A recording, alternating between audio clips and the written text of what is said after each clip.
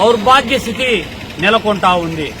పోనీ వీళ్లపైన నియంత్రణ చేసేటటువంటి జిల్లా అధికారి ఏమైనా ఉన్నాడంటే డిఎంఎన్హెచ్ఓ లేక మాసాలు గడుస్తా ఉన్న కడప జిల్లాలో డిఎంఎన్హెచ్ఓ కూడా లేనటువంటి దౌర్భాగ్య స్థితి ఈ జిల్లాలో కొనసాగుతా ఉందంటే కడప జిల్లా పైన ఎంత నిర్లక్ష్యం వివక్షత కొనసాగుతుందో మనం అర్థం చేసుకోవచ్చు. పైగా కమలాపురము సామాజిక ఆరోగ్య కేంద్రంలో పోయిన నెల 27వ తారీఖు కమలాపురం సొసైటీ కాలనీలో ఒక ఆమె సులోచన అనేటువంటి మహిళకు ఆరోగ్యం బాగలేకపోతే ఈ సామాజిక ఆరోగ్య కేంద్రానికి వస్తే వైద్యం అందించకపోవడంతో ఆమె చనిపోయినటువంటి ఘటన హృదయ విదారకమైనటువంటి ఘటన.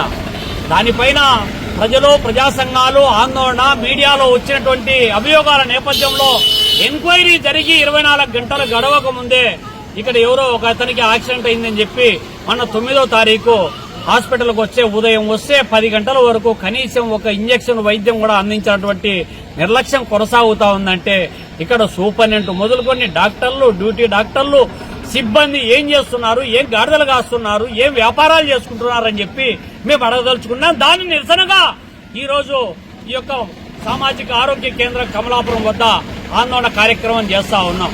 ఇప్పటికైనా అధికారులు వెంటనే చర్యలు తీసుకోవాలి. ఇక్కడేమో సామాజిక ఆరోగ్య కేంద్రంలో పనిచేసేటటువంటి ప్రాథమిక సిబ్బందికి 15,000 నుండి ఉన్నత స్థాయి సూపరింటెండెంట్కు 1,10,000 వరకు జీతభత్యాలు అందుతాయి. అటువంటి లక్షల జీతాలు ఈ హాస్పిటల్ ఏమో కోట్ల రూపాయలు ఖర్చు చేసి హాస్పిటల్ కట్టారు.